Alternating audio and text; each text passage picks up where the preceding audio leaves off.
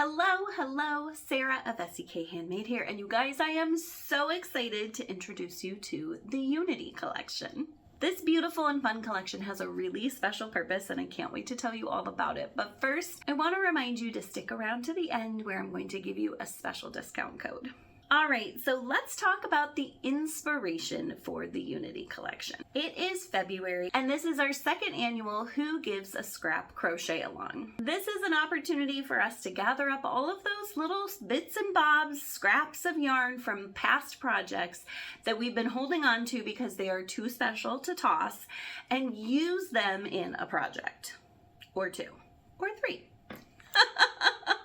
I know that a lot of people don't care for scrappy projects because they think they look chaotic. I personally love a good chaos project, but I also understand why other people don't really care for it. So when I started thinking about this collection, I knew what I wanted to accomplish with this was to be able to unify a bunch of scraps into a project that looks super cohesive and classy enough to wear out and about proudly. For Tier 1, I have the Unity Cozy. This is a great place to start your scrappy projects and a great way to use up little bits of scraps that you have left laying around. Each of these little sections takes just a teeny amount of yarn, and it's all laid out in the pattern so that you can make sure that you have the right amount of yarn to make this fantastic cozy. Another great way to use up some scraps and master your crochet colorwork skills is with the Unity bag. This is such a beautiful pattern and super handy. I've got a no-sew way for you to add a zipper that makes this bag really sturdy, really gorgeous, and the perfect way to use up scraps. If you have more scraps and bigger scraps to use, you're going to want to check out one of my Tier 2 patterns, starting off with the Unity Traditional Cowl.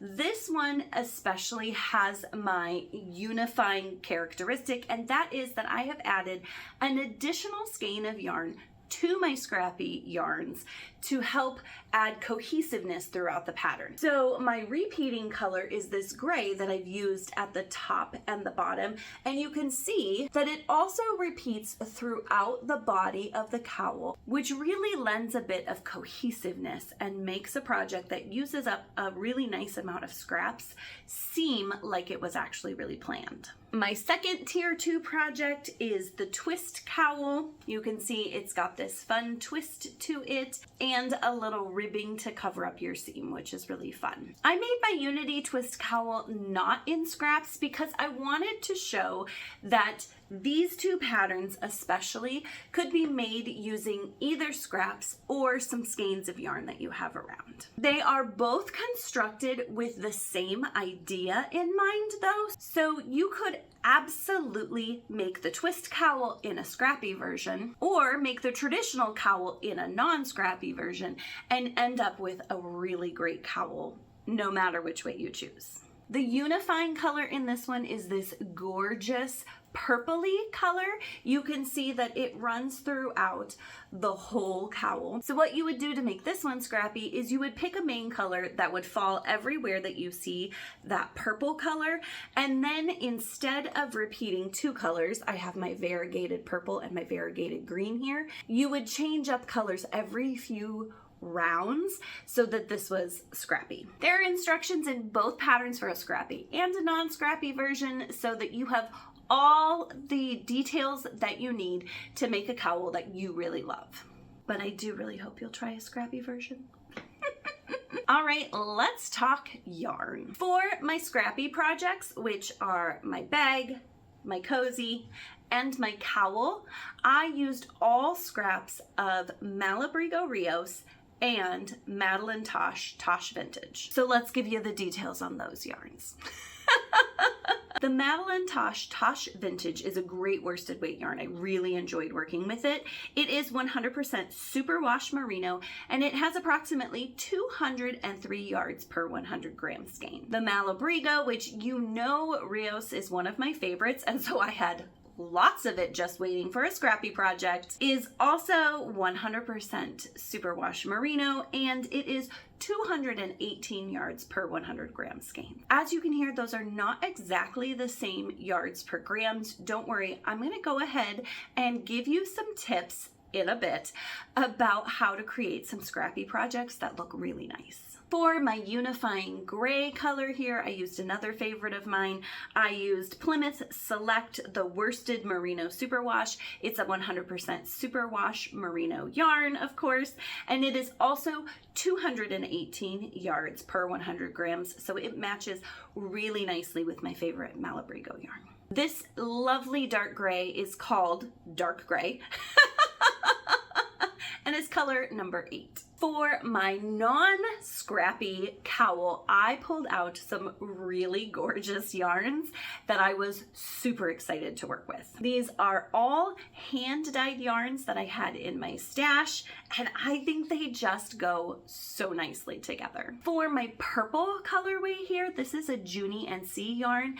They dye just really stunning, bold yarns. I highly recommend you check them out. This is their worsted 4-ply. It is 100% non-superwash wool and is also 218 yards per 100 grams. I will say I've been trying out some more non-superwash yarns and really loving them. This is still a very soft yarn. People's biggest complaint about non-superwashes tends to be that they're a little more scratchy, but I just don't think this one is. It's really, really nice. For my 2 speckled colorways, I used 2 colorways from Yarn Cafe Creations. The purple variegated is called Huckleberry Pie, and the green variegated is called September Storm. They are both on their mocha worsted base, which is 100% superwash merino.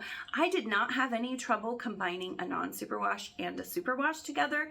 They played very nicely together. The mocha worsted also has 218 yards per 100 grams. Let's talk about the hooks you're gonna need. I am keeping it so super simple because you need one hook for all 4 projects. All you're gonna need is a US J10 6mm hook. I do want to encourage you to pick up one of these. This is a Norwegian thimble, and you guys, these projects are the perfect place to practice using this new tool, which is going to make your crochet color work fly. It's really amazing. So since you only need one hook, let's pick one of those up too. The Norwegian thimble is often used for knitting, so your local yarn shop might have one. I encourage you to check out there first, but I will leave a link to one on Amazon if you can't find one locally. All right, let's talk customization. Customizing size in Colorwork is a little more challenging. However, this is a 4-stitch repeat, and so expanding or decreasing the amount of repeats within these patterns is much easier than something that has a chart that repeats over many, many more stitches. So if you'd like a traditional cowl, but you'd like it to be a little bigger, or you'd like to make it for a child, you can easily make adjustments, and there are all sorts of tips and tricks within the pattern to help you make those adjustments. I'd also like to point out that gauge is the same across all of these patterns, so you get to meet one gauge and work up all 4 patterns. How great is that? I want to talk about how to make scrappy projects so that they look really nice. There are 2 main things that I want to talk about to make your scrappy projects look really nice and not scrappy. The first thing is yarn weight. I want to say what I always say about yarn weight, and that is that yarn weight is like women's pant sizes and not like men's pant sizes. We hear weight and we feel like it should be a definitive number, but yarn weight is a range. So as you heard in my yarn descriptions, almost all of my yarns were very close, if not spot on identical, to the number of yards per grams. That means that within that range of worsted weight yarn, all of those yarns, generally speaking, are about the same width and will play really nicely together. This is super helpful if you have a yarn brand that you really love and use a lot. A super easy go-to to make a scrappy project that has consistent yarn weight throughout it is to grab a bunch of scraps of the exact same kind of yarn. If you can't manage to do that though, that's okay. I do recommend being open to playing with some yarns that are maybe even a little further off than mine were. I think I had 10 yards per 100 gram span there, which isn't too bad. But if you hold yarns next to each other and look at them and you're like, yeah, those seem pretty much the same weight, go ahead and give it a try, knowing that you might have to frog back if you find out that that's just not working. The thing to be on the lookout for combining yarns within a weight category is that there isn't such a difference that you have it either like fluffing out or squeezing in. If there's too much difference between the yarn weights, you're gonna end up with a project that does this as you change the colors, because the thicker yarns will take up more space and the thinner yarns will take up less space. It's gonna cause your gauge to be inconsistent is what I'm saying. The other thing that I think makes scrappy projects look jumbled is the color palette. So while having a unifying color throughout like this gray really helps bring a bunch of colors together, I think you need to think about your own personal preference when you're doing a scrappy project. A scrappy project does not have to be all scraps to be a scrappy project. Any project that you use up any amount of scraps, it's scrappy in my book. As you're choosing your several or many colors for your scrappy project, I want you to lay your yarns all out and then start pulling out the yarns that your eye is really drawn to. If you gather all those yarns that your eye is really drawn to and you're like, no, it still looks like a jumble, you can choose to either embrace that, because sometimes jumble in a planned way, like having the unifying color, comes across as really intentional. But I also understand that there are some people that jumble just like raises feelings of anxiety. So if you don't like the jumbled look, I'd encourage you to stay within a color family. Now, that can either mean really broad of warm tones or cool tones, or it could be within a really specific color. You could say, I'm going to use all shades of blue because I love blue and I've got lots of blue scraps. You could also choose just a couple of your favorite colors and decide to pull several scraps of those in to make a more cohesive look. So let's say you really love blue and you really love red, or say team colors are blue and red. You could go through and find scraps of blues and reds and throw them into one scrappy cowl and end up with something that looks pretty cohesive, because you're always switching between shades of blue and red and whatever you've chosen for your main color. Another tip is that repetition implies intention. So while I chose a different color for every single one of my scrappy sections, you certainly could repeat them in a pattern if you have enough scraps of any of your yarns. As I said, also, I don't want you to feel like a project isn't scrappy if you pull in a skein of additional yarn. So let's say you want to make this project all scrappy. You have all but maybe 2 of your colors filled. Go ahead and grab other full skeins and use some little scraps of those full skeins to finish out your color palette. The point is not making it completely scrappy. The point is using up some scraps and making something that you really love. I hope you found those tips helpful and that you can dive into a scrappy project with confidence.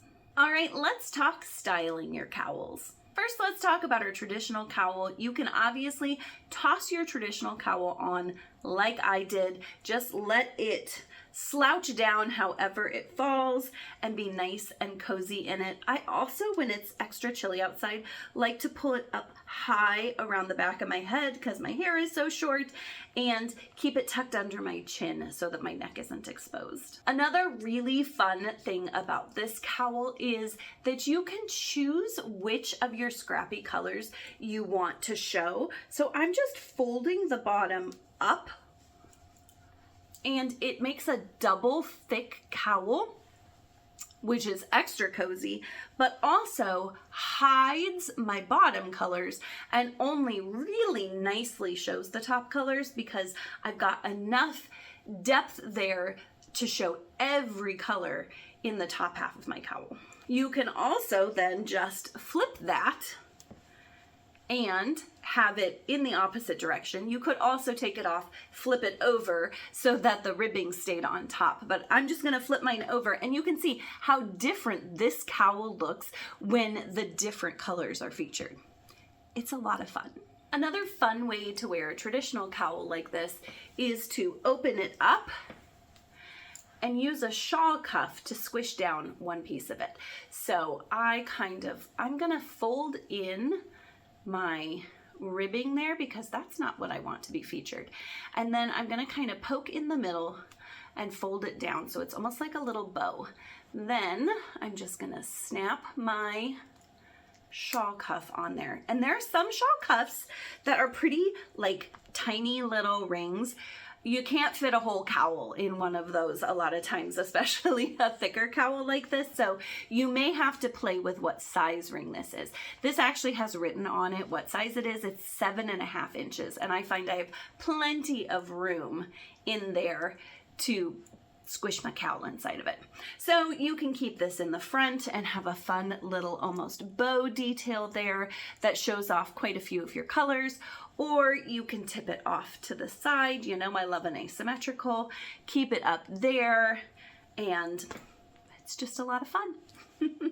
When you're styling your twisted cowl, the first thing you need to decide is, do you want to highlight the ribbing here or do you want to hide it? If you want to hide it, you're gonna stick it towards the back, especially if you have long hair. Nobody will even know it's back there. Then I like to kind of take this fold. I do this by making sure that the top is laying flat. Then I grab the corners of the crisscross and kind of pull them down, and it kind of lays this almost like a collar. It's nice and fitted around my neck and is super warm and cozy. It shows off that little crisscross there and is really nice. However, if you don't like things tight across your neck, you can do this, and then you can open this up a little bit and you've got plenty of room around your neck so that you don't feel claustrophobic. If you do want to feature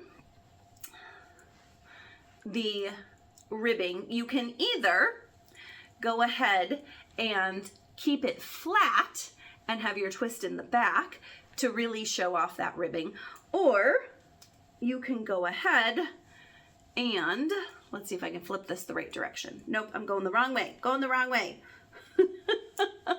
Flip this around. I just did that again by pulling up the back and making sure that that was flat.